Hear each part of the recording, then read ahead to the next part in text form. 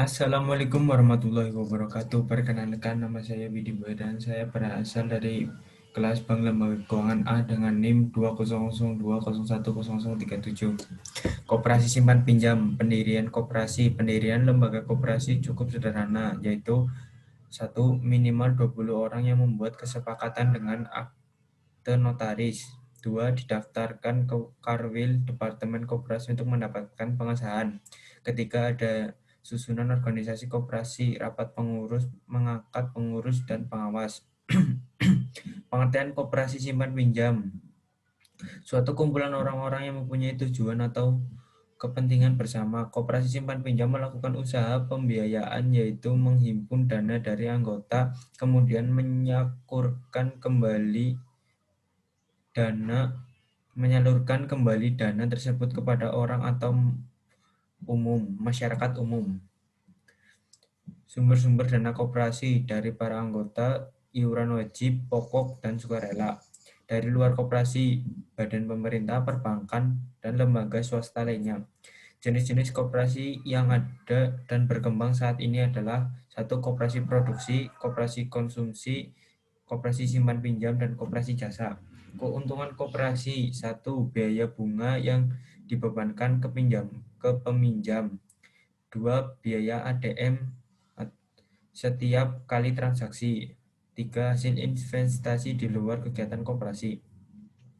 Pengertian asuransi. Yang kedua,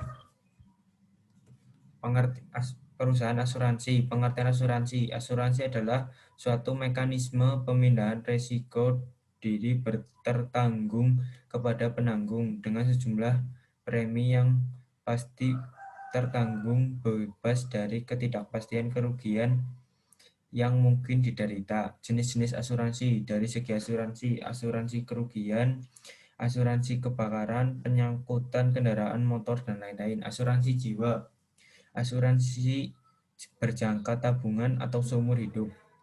Yang ketiga, reasuransi. Dari segi kepemilikan, asuransi memiliki pemerintah, milik swasta nasional, milik perusahaan asing, milik campuran. Keuntungan asuransi. Bagi perusahaan asuransi, keuntungan dari premi dari hasil penyertaan modal dan dari hasil bunga dari investasi. Bagi nasabah, memberi rasa aman simpanan yang pada saat jatuh tempo dapat ditarik kembali, terhindar dari risiko kerugian, memperoleh penghasilan di masa depan, memperoleh pergantian akibat kerusakan atau kehilangan. Prinsip-prinsip asuransi: satu, insurable interest, assumed good faith, indefinite atau ganti rugi, proximate cause, subrogation, and contribution. Jenis-jenis resiko.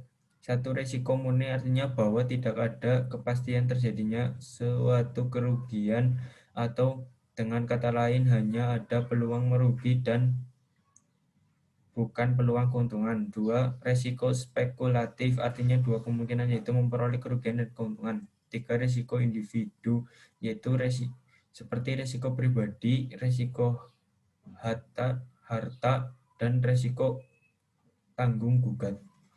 Sekian materi yang bisa saya sampaikan. Wassalamualaikum warahmatullahi wabarakatuh.